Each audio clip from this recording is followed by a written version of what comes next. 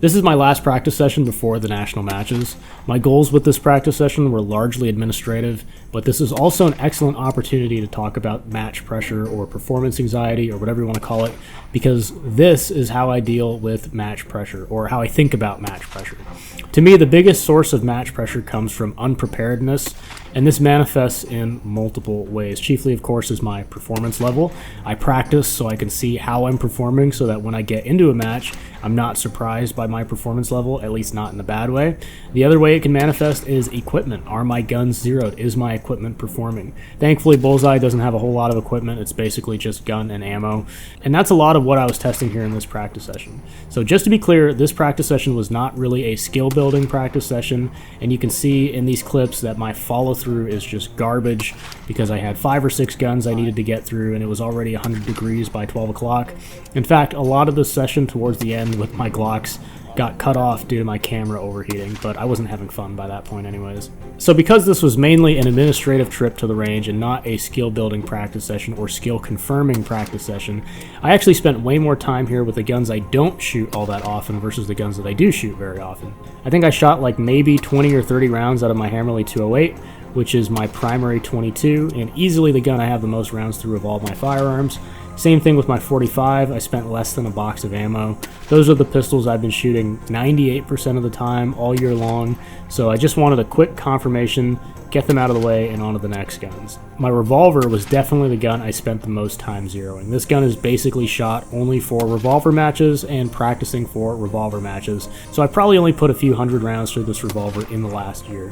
I also just loaded up a new batch of ammo, and in my experience, for whatever reason, when I load these wad cutters into different brand cases, they experience a point of impact shift. And it's a good thing I made sure to confirm zero because the Winchester cases were definitely hitting to the right by about 2 clicks compared to the other rounds. And those other rounds were using Armscore, Starline, and MagTech brass. I basically just went around the table shooting 5 of each lot until I was happy with how they were shooting and were zeroed. I then went and confirmed zero with my 45. I didn't spend too long there and actually used some of this time to practice shooting doubles at 50 yards, which is sometimes necessary in strong winds like at Camp Perry.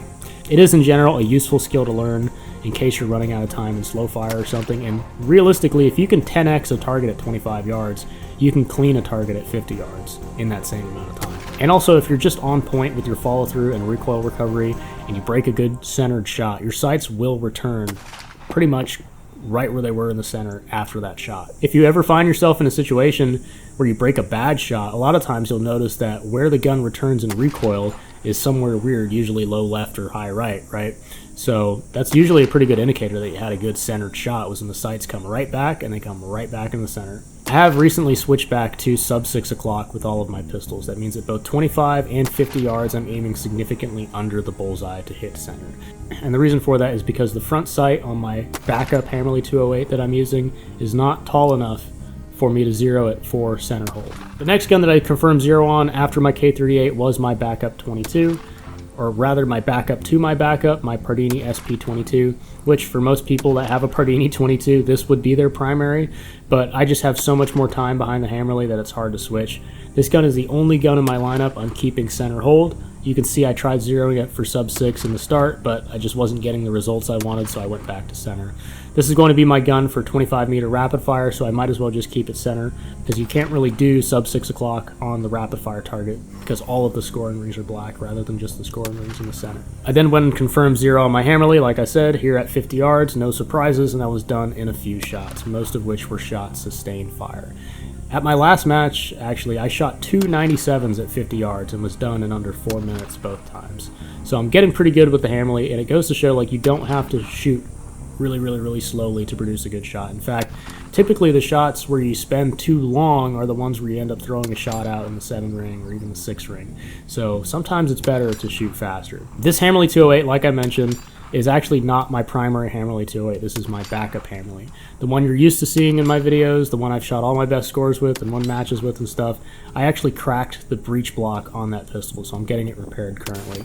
After I was done with the 50-yard line, I brought the target up to 25 yards to check zeros with my backup 22 and my Hammerly, and good thing I did because my Hammerly was hitting high for some reason.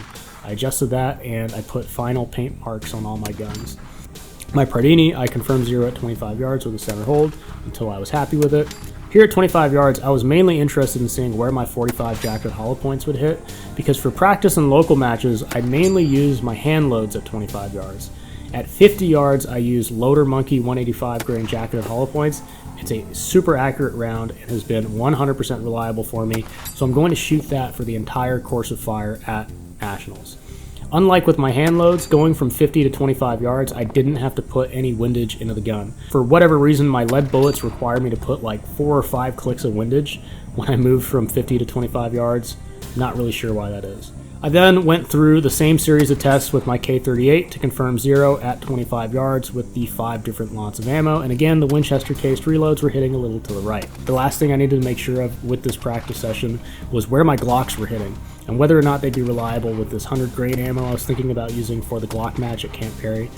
You can see in the first Glock 17 clip the recoil impulse was kind of throwing me off with how slow it was, and I wasn't warmed up for the 10 shots and 15-second pace that the GSSF course of fire uses. Unfortunately, this 100 grain ammo did not function reliably in my Glock 34, which was another thing I wanted to test out, and around this time is when I stopped having fun because the wind started to pick up and kept blowing my target over, so I called it quits here after a little bit and had some lunch, ran some errands, cooled off. Like I said, it was 100 degrees out already. After lunch, I went back to the range. I didn't record this, but I decided I was going to just use my normal 124 grain 1250 feet per second stuff that I'd always used. I didn't really see any advantage to the weird 100 grain Gamer Steel Challenge ammo I purchased, and like I said, it led to some weirdly slow cycling for a Glock, which I did not like. Plus the 124 grain 1250 FPS stuff cycles all of my guns, no problem. Glock 34 with a dot, Glock 34 without a dot, Glock 34 with a light, Glock 17 just fine. With all of this zeroing done and functions checking, this is a huge wave of uncertainty that's been washed away from my mind. Even if it wasn't really a great skill building or skill confirming practice session, the way I see it is I've had a year since the last national matches to build my skills, and one administrative session isn't going to kill me. Plus, it would be stupid to put all of this time and effort into improving, only to throw it away for something like not having good zeros before a match. So now I know my equipment is good to go, my zeros are as recent as they can be. My last match, I know how I did. I saw how I was doing at 50 yards. I was fairly content with it, and of course, the 50-yard stage is the hardest stage in Bullseye.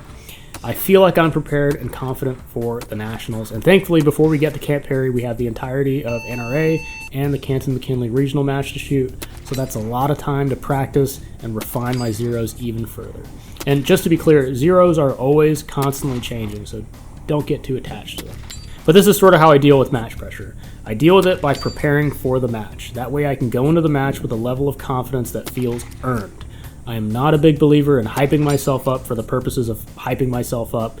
More often than not, the crash on the other side of that when you get to the line and fire that first shot and you're hit by the reality of maybe you're not prepared is always worse if you just spent the last few days telling yourself that you're going to smoke everyone. And the other thing is, match pressure will never go away permanently, and it can build up in the middle of the match. Most of it is really self-imposed. I can remember before I broke 2600, I shot so many 2598s, 2599s, all because I had this weird mental block, and I'd blow the score in the last few rapid fires or something. If you find yourself in this situation where the match pressure builds up during the match, you have to be able to fall back on your plan or your shot process. For me, this comes down to reminding myself to focus on aligning the sights and pulling the trigger. If you start trying to give yourself little affirmations in your head, oh, I got this, you probably don't got this. And that's taking mental energy away that you could be using to align your sights and pull the trigger. Now, as you get better and achieve more, really the match pressure only gets worse, because now you have not only yourself to disappoint, but people expect you to shoot a certain way. You are essentially getting up on stage and performing in front of an audience. Your scores are out in the open. People might be watching you. People are especially watching me because I'm a fool and decide to record these YouTube videos. And people are especially watching the national champions, the high masters, the 2650 shooters, because they want to see who's going to win, or they want to see what they do so they can try to improve themselves. For me, that's a big motivator in how I shoot. I want to provide people an example of how to shoot, and that's why I try to show good follow-through, and I try to show myself not riding the reset and stuff like that as an example to others. So that puts pressure on me to really do what I say to do and not be a hypocrite, and kind of why I was talking about how I didn't have any follow through earlier. I kind of cringed reviewing this footage because I had zero follow through with my K38, and for some reason I was pinning the trigger, which I typically never do unless I'm distracted by something like zeroing. While on the topic of the match pressure only increasing, you get even more match pressure as soon as you start shooting a team match and you're representing a shooting team, because now your score not only affects you, it affects everyone on your team. And this goes even further if you compete internationally, because now you're not only representing yourself or your team, you're representing your entire country. So match pressure never goes away, but for me, the largest source of match pressure and the best way to alleviate it is to practice and prepare. To know how your equipment shoots before you get to the line, and most importantly, to know how you shoot before you get to the line. If you can't get to the point where you've earned a level of confidence going into a match, you have to rely on what you know will produce a good shot, which is aligning the sights and pulling the trigger. Anyways, that's all I got. If you're watching this, the national matches may already be over. I didn't have a lot of time to make any more videos before Perry. It's been a scramble to tie things up and practice and film, and do all this other stuff, and deal with YouTube's age restricting my videos and stuff like that. So thank you all for watching. Thank you especially to my channel members and Patreon supporters. You can support me directly by going to those relevant links or purchasing any entry into a giveaway at fanathem.com/JaredAF. Thank you for watching.